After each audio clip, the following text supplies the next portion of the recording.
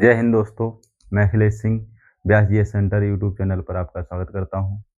मैं आपके सामने आज उपस्थित हूं एक नए टॉपिक नए विषय के साथ और आज आपको मैं पढ़ाऊंगा कि भारत में एशिया का सबसे बड़ा कॉरिडोर वन्यजीव कॉरिडोर कहाँ बनाया गया है। ठीक है, आज को उस कॉरिडोर की बात करेंगे जिसका उद्घाटन अप्रैल माह में श्री नरेंद्र मोदी जी ने किया है। ठीक है, आज हम इस बात करते हैं कि भारत में यह कॉरिडोर दिल्ली देहरादून एक्सप्रेसवे पर बनाया गया है। कहाँ बनाया गया है?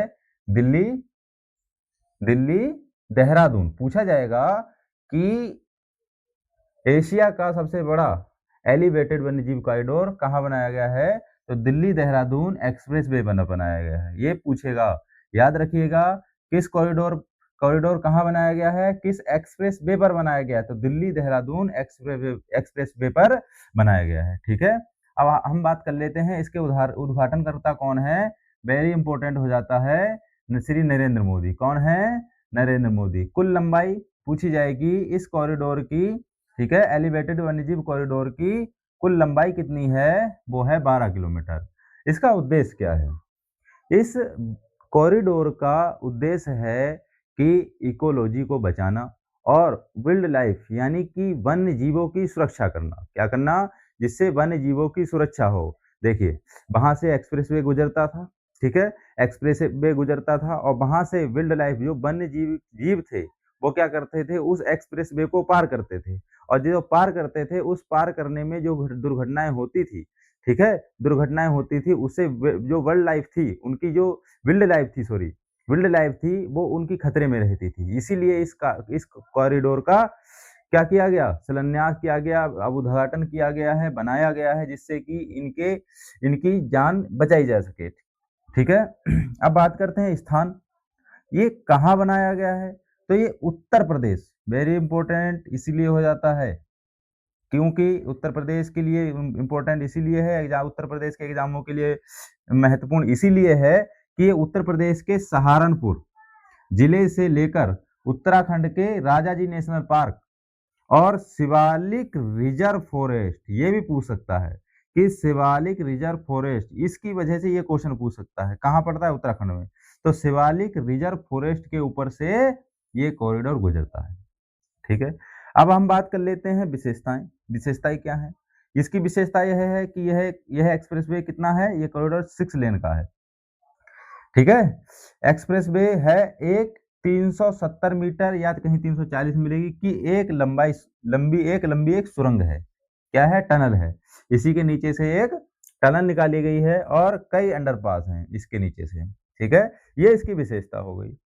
अब बात कर लेते हैं, वन्यजीव यह केवल वन्यजीव वाइल्ड लाइफ को सुरक्षा देने के साथ साथ यह दिल्ली देहरादून के बीच लगने वाले समय को 6 घंटे से घटाकर 3 घंटे कर देता है।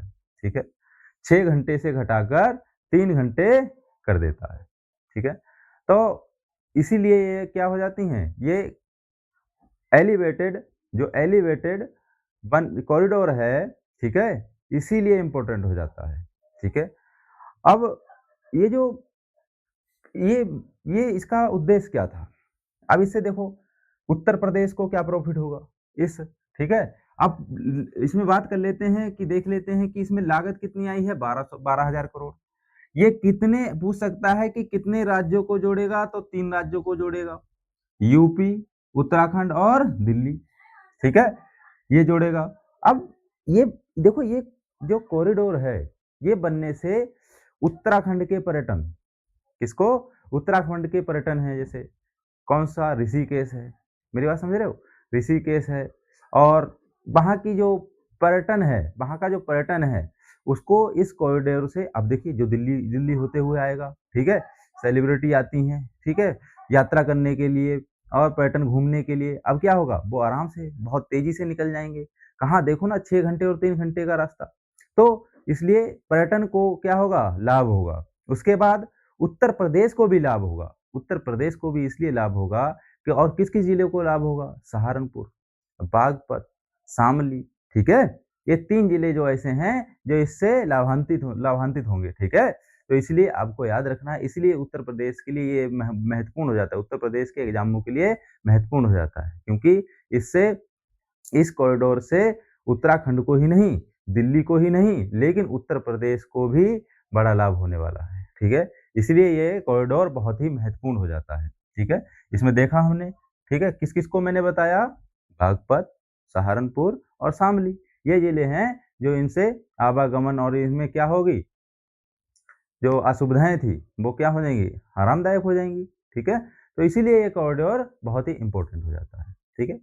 अगली जो क्लास मेरी रहने वाली है, वो उत्तर प्रदेश की नीतियाँ और योजनाएँ रहेंगी, ठीक है? ये योजनाएँ और नीतियाँ मैं इसलिए लेकर आ रहा हूँ, क्योंकि जो कांस्टेबल और लेखपाल का एग्ज़ाम लगा है, इसमें बहुत ही महत्वपूर्ण वो योजनाएँ और नीतियाँ होंगी, जो एग्ज़ाम में बराबर पूछी जा रही हैं। इसीलिए ये मैं अगली क्लास इसकी लेकर आऊँगा, ठीक है? और मेरे साथ बने रहिए और कमेंट कीजिए, शेयर कीजिए, सब्सक्राइब कीजिए, जिससे कि मुझे सपोर्ट मिले और मैं आपके लिए और भी अच्छे से कुछ कर पाऊँ, ठीक है? जय हिंद, जय भारत।